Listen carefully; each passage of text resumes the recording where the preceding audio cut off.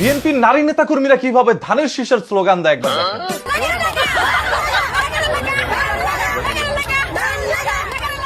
এখানে তারা কিন্তু খুব সুশীল অবস্থায় রয়েছে, তারা কিন্তু পর্দা পরে গিয়েছে, কেউ কিন্তু উত্তেজিত ভাবে এইভাবে স্লোগানগুলো দিচ্ছিল না।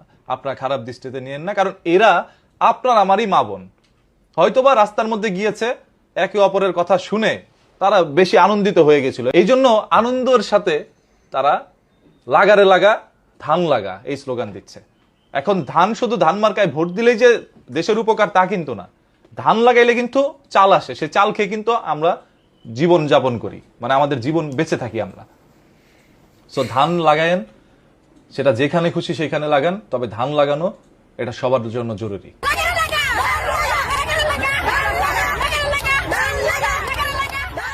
তবে দুঃখের বিষয়, যেখানে এই সকল মহিলা বা মেয়েরা রাস্তার মধ্যে লাগারে লাগা ধান লাগা বলে নাচানাচি আনন্দ উল্লাস করে যাচ্ছে, সেইখানে জামায়াত ইসলামের নারী নেতাকর্মীরা যখন ভোট চাওয়ার জন্য পর্দা পরে, হাতের মধ্যে মোজা পরে, পায়ের মধ্যে মোজা পরে, চোখের মধ্যে চশমা লাগিয়ে, একদম ধরেন যেটা পর্দা করা যেভাবে নারীদের জন্য ফরজ সেইভাবে পর্দা করে যখন ভোট চাইতে মানুষের বাসায় যায়, তখন সেই সকল নারী কর্মীদেরকে বিএনপির সমর্থকরা দৌড়ানি দেয়। এক নারী কর্মীর তো মাথা মনে করেন আঘাত করে ফাটিয়ে দিছে, মাথা মনে করেন ক্ষত করে দিছে সেই নারী কর্মী। এটা নিয়ে নিউজ হয়েছে, আপনারা একটু দেখেন, যে একজন জামায়াত ইসলামের নারী কর্মী মানুষের বাসায় নির্বাচনের প্রচার প্রচারণা চালানোর কারণে বিএনপির সমর্থকরা তাদের উপরে ঝাঁপিয়ে পড়ে। একজন নারী কর্মীকে আপনারা যেভাবে প্রতিহত করছেন, সেইখানে আপনাদের দলের নারী কর্মীরা কিভাবে লাগারে লাগা ধান লাগা বলে আনন্দ উল্লাস করছে। আমার কাছে মনে হয় এটা করার রাইট আছে। একজন নারী কর্মী হোক আর ছেলে কর্মী হোক, সে তার দলকে ভালোবেসে রাস্তার মধ্যে যেভাবে খুশি সেইভাবে মানুষের ক্ষতি না করে নির্বাচনের প্রচার প্রচারণা চালাক, এটা আনন্দ উল্লাস। আমার আপনার মা বোনেরাই এইভাবে প্রচার প্রচারণাগুলো চালাচ্ছে। এরা দেশের বাইরের কোনো লোক না, এরা এই দেশের বাংলাদেশের নাগরিক। সো এরা যেভাবে ইচ্ছা সেইভাবে প্রচার প্রচারণা চালাক। এখন জামায়াতের নারীরা যদি নির্বাচনের ভোট চাইতে যায়, আপনি তাদেরকে দৌড়ানি দিবেন, অথচ আপনার দলের নারী কর্মীরা এইভাবে নাচানাচি করে নির্বাচনের ভোট চাইতে যাবে, আপনি তাদেরকে নিরাপত্তা দিবেন। ভিন্ন চোখে কেন দেখেন নারীদেরকে? সে আপনার বোন হইলে ইনি আপনার বোন না, উনি আপনার মা হইলে ইনি আপনার মা না। মানে জামায়াতের নারী কর্মীকে আপনি প্রতিহত করতে পারবেন, তাদেরকে দৌড়াইন দিতে পারবেন, আঘাত করতে পারবেন। এবং আমি দেখেছি এক জামায়াতের নেতা বা জামায়াতের কর্মী, সে একজন মহিলার পেটের মধ্যে আঘাত করছে। এই পেট থেকে কিন্তু তোমার জন্ম হয়েছিল, তুমি সেইখানে আঘাত করো নারীদের। সে জামায়াতের কর্মী হোক, সে বিএনপির কর্মী হোক, তুমি এটা করতে পারো না ভাই। মনে রেখো, কোনো স্বৈরাচার দেশে টিকতে পারে নাই।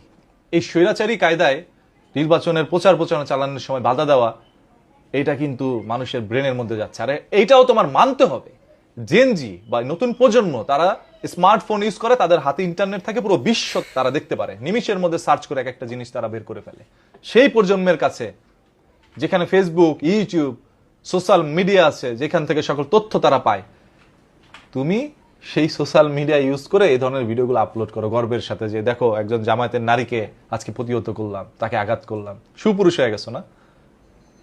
এই নতুন প্রজন্ম এগুলো দেখার পর মনে করো তোমাদের ভোট দিবে?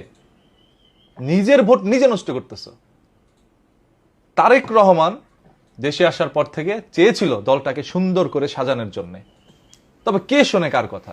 জনাব তারেক রহমানের কথাই শুনতে চায় না। অসংখ্য নেতাকর্মী আছে, ম্যাক্সিমাম গুলো গ্রামগঞ্জের মধ্যে, যারা জনাব তারেক রহমানের কোন একটি নির্দেশ পালন করে না, আর যার কারণে আজ বিএনপির বদনাম হচ্ছে।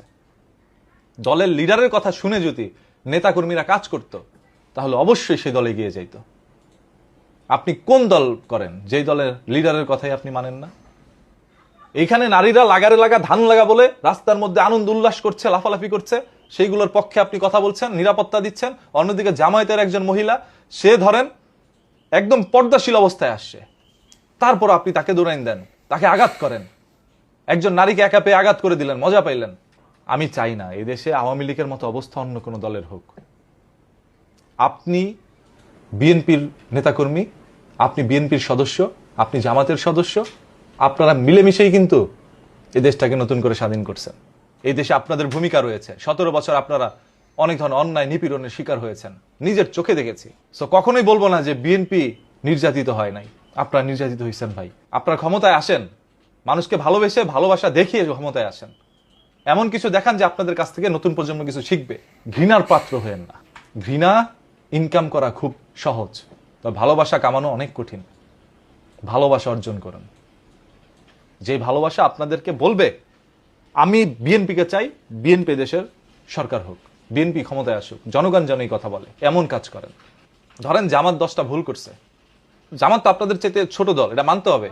সো জামাতকে স্যাক্রিফাইস করেন, দরকার নেই জামাত নিয়ে আপনাদের এত মাথা ঘাটানো। জামায়াতের নেতাকর্মীরা মহিলা রাখুক না পুরুষ রাখুক তাদের ব্যাপার।